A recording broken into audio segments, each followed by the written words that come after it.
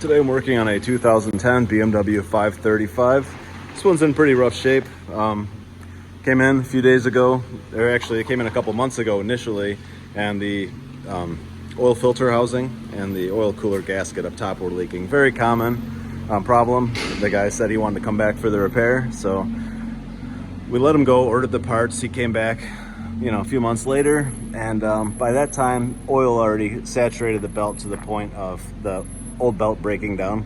We stuck a new belt on it, as you can see. This is not the original belt, but the old belt broke down and got lodged into the front crank seal. This happens on these from time to time. This is the single biggest reason why you have to, when your oil filter housing gasket fails, you want to take care of it as quickly as you can. Also, the water pump can be kind of compromised from all that oil over it, but this is the big thing. I've seen these get bad enough to the point of the belt material actually dislodging the timing chain itself.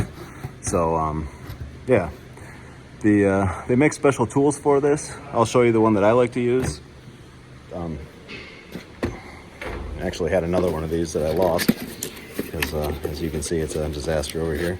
But the front crank seal puller is this here. It makes it pretty easy. You just pretty much just run this thing. It's a coarse thread and it's tapered.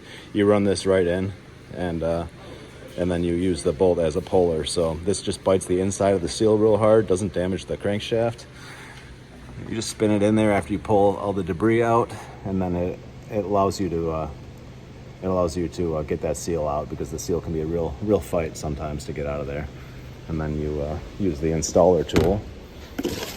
These are all available on Amazon. If I can find the links, I'll put them in the description. But the installer tool allows you to set the depth right on the seal.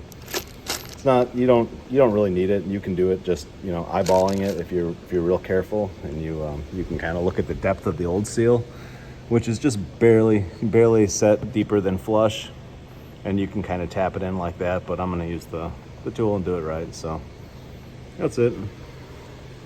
Just showing you something to try to avoid. And if your oil filter housing gasket's leaking on your BMW, just fix it.